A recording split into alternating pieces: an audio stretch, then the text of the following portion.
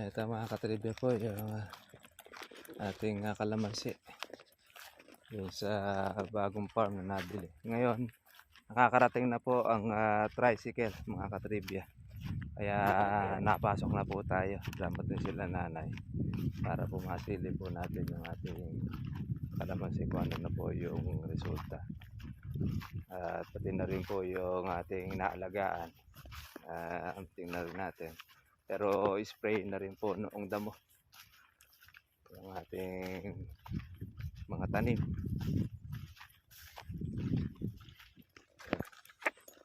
Ito yung katabi nung sa utol ko. Kaya sa pagpapat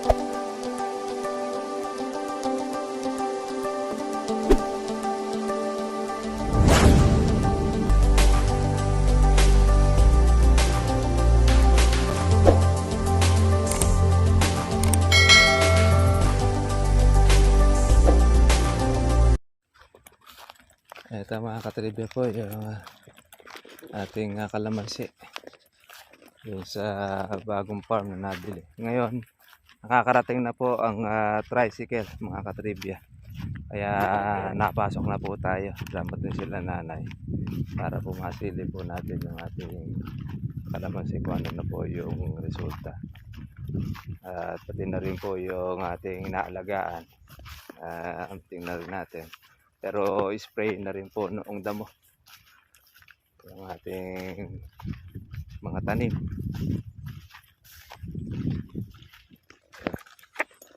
Ito yung katabi nung sa utol ko. Kaya sa pagpapatubig ay maglalagay na po tayo rito ng ating pataba.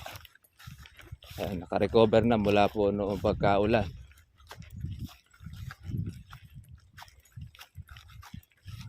Dati-rati mga ka-farmers ay gubat itong ating kalamansi natin dito.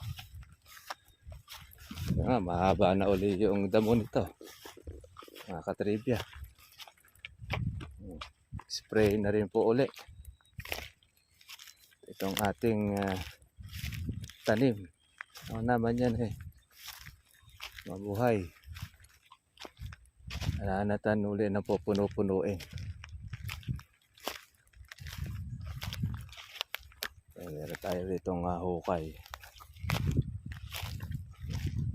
Napakakapal nito mga ka-farmers ng mga nakaraan nang tayo po ay magdamo dito. Ngayon, ito na, kailangan ulit rito ay follow up spray para dito sa ating kalamansi. Ayan, nakikita na yung mga puno. Tsaka patubig ang susunod dito mga katribya. Ayan, may mga bago uli ng mga damo. Tuyo na rin po yung lupa. Kaya hindi natin po pwede pong paararuhan. Ayan. Ilitaw uli natin na ilitaw ang ating kalamansi. Dahil iba ating napatlangan, pero patay na. Malaking bagay rin po yung ating pagka-herbicide.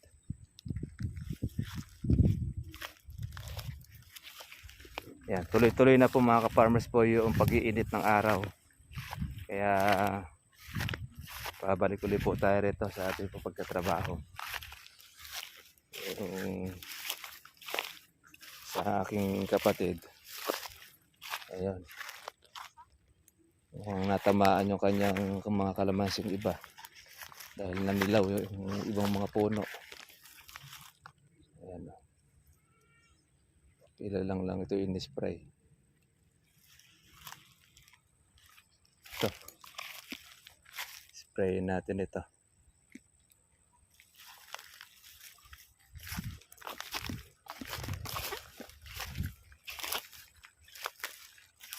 Kapitbahay nakapagtanim na kagad ng sorghum.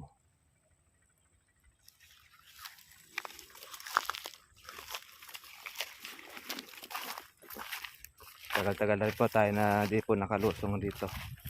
Halos 10 days, 2 weeks. Kulang 2 weeks. Wala po nung ating ito na bomba. Kaya hindi natin napatay sa ating herbicide. Ulitin natin. At least ito, madali-dali lang po ito mga kapamos po na mahawan. Importante buhay po itong ating tanim na kalamansi. Babawi rin dito after po mga katribya po ng pag-aaraw. So, kapitbahay natin, ayan, meron siyang natitira pong mga pitasin. Magandang balita dahil kalamansi natin ay nasa 1,500 ang presyo ngayon. Maangat. Kumukonti na lang po yung napipitas. Ito, maray-ray para ang palakihin.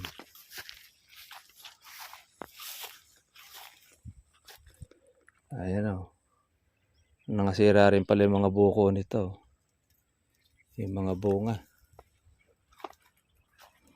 Marami rin mga kupildong. Nahinto ito nung pag-i-spray. Kunti lang din yung magtutuloy. Oh. Ganyan kababagsik mga farmers po ang mga insekto sa gawin nito. Pagka hindi ka nag-spray, nagtuloy, sisira ang mga bunga, nagkakaroon po ng mga bukol-bukol. Ayan. Naka-recover na kalamansi nila. Malawang ito. Marami rin puno. Kung ito ay hindi napabayaan ng may-ari, mas marami pa at makukuha. Magiging ganito rin dito sa amin. Marami rin sira, ano? Oo, halos walang matitira doon sa buko eh. Yung kanilang in-spray. Kaya nga. Ang mga natira lang yung mga gaholin na ko. Ayan. Akala mong hindi sila nag-spray. Ayan. Samantalang ang daming bulaklak na ito nakaraan. Kaya dito, tinadtad ng insekto eh. Ayan oh. Mga kupildong eh. Marami nalaglag eh. Marami pang nalaglag na. Sa mga sila. Sayang, kung yan ay mga natutukan ng alaga. Eh wala kasi silang tubig na mapagkuna. Ayan oh, dami. Mga sira lahat. Matindi insekto rito. Marami kang buhay na ka. Kaya, ay sa atin, hindi naman in-spray yun sa inyo do. Ayan. Sa atin ay kaniri halos buo eh. Oo. Sabihin, mula noong harvest dito, ng mga gulay at saka sorghum, dito lumipat ang mga insekto. Ano pa lang eh. Ayan o. Sama na. Pwede, yan. Sira na yan. Isa lang yung matino, ilan yan? 6. Ito lang matino-tino. Ay mo kung may bukol pa. Oo, mukhang may tama rin eh. Ayan, wala rin. Ito, bunga na lang ito ng ulanan eh. Yung mga buo na yan. Kaya magpapanibago uling alaga ito. Ayan, nasira yung mga buko. Sayang yan. Pero kung yan ay mga buo, ay dami niyan. Ito na rin. Maraming Walang maharvest yan. matino kahit isa. Ayan. Iyan ang kuha sa kalamansi. Basta't hindi mo inalagaan, walang matitirang bunga. Ayan. Kalaglag na. Lalo sa ilalim dyan. Kaya ang pitas nito, mga insekto. Kaya hindi rin po biro pag-aalaga sa kalamansi eh. Pag hindi mo tinutukan masasayang lang yung puhunan mo. Makakakuha naman siya ng pang-alaga, yung bunga na yun. Ayan, nakaka-farmers ang ating bagong farm. Yun pala. Hindi na kailangan pasaran yung kuha. Pasaka-sakali mga ipapatagulan nilang pasara. Sa susunod, At tutubig nyo, dyan na pararaan yung tubig. Ayun niya, para mas mabilis. Papatagulan at saka lang yung pasara. Pag doon na lang pahalangan. Dahil dyan nagadaan yung tubig niya. Ayan, at saka mas ginhawan tubigan niya. Oo. Aagos na dyan yan. Total naman, di masyadong tataniman. Pwede palang tamahan para hanggang dito. Pwede pa, di nga nila sinagot yung tanong. Dalawang tubling pa. Ang papasok. Oo. Tapos pero na rin. Ayun, may taman din pala nakabiyak na yun. Dito dapat magandang magbahay. Oo. Dahil ito mataas. Yun, hindi tatambak ang lupa. Oo. Kasi ito, hindi masyadong ako at may mga puno eh. Abay, doon yung gumawa ng halay-haya. Itong area na ito. Pwede gumawa na kubo rito. Pilian ng ko. Yan, ito yung ating farm. Bata natin kalamansi. Ito tayo sa kubo. Ito yung kalamansi na kung saan ay ibinibenta. Sukat niya ay nasa 1,800. Ito. 2 taong mahigit na itong kalamansi na ito. Palakasan. Kaya meron siyang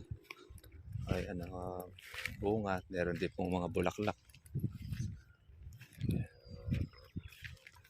Nasa 1,000 plus ang puno ng kalamansi. Yan. Pwede pa siyang maggulay sa pagitan. Yan, hanggang doon. Hanggang dito sa may kubo. Yan, binibenta ng may-ari. Hanggang doon sa may kawayan. Yan. Ito, sa mga katribe natin na gustong mag-invest po ng kalamansian. Itong area na ito, nasa 1,000, 1.8 hectares. Kulang 2 hektarya na meron ng mga malalaking puno. Batang-bata ang kalamansi.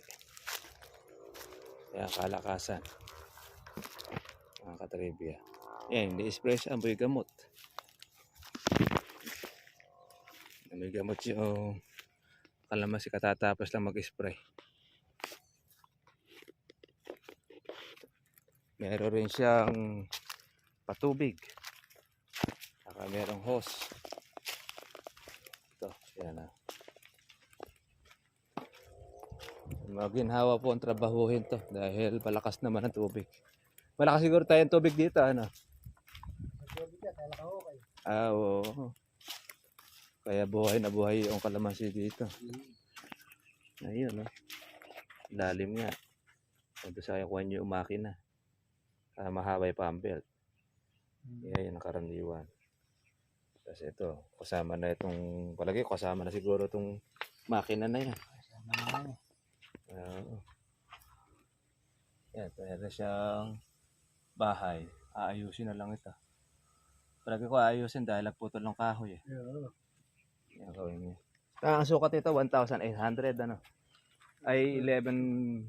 1.7 hectares. 1,700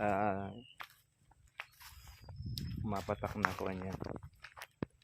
1 hektare kulang 2.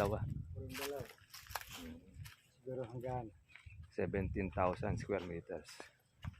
Ito, siguro yung akasya na ito. Oo. May maluwang din. Ang buhay na punong kalamansi 1,300. 1,300 ang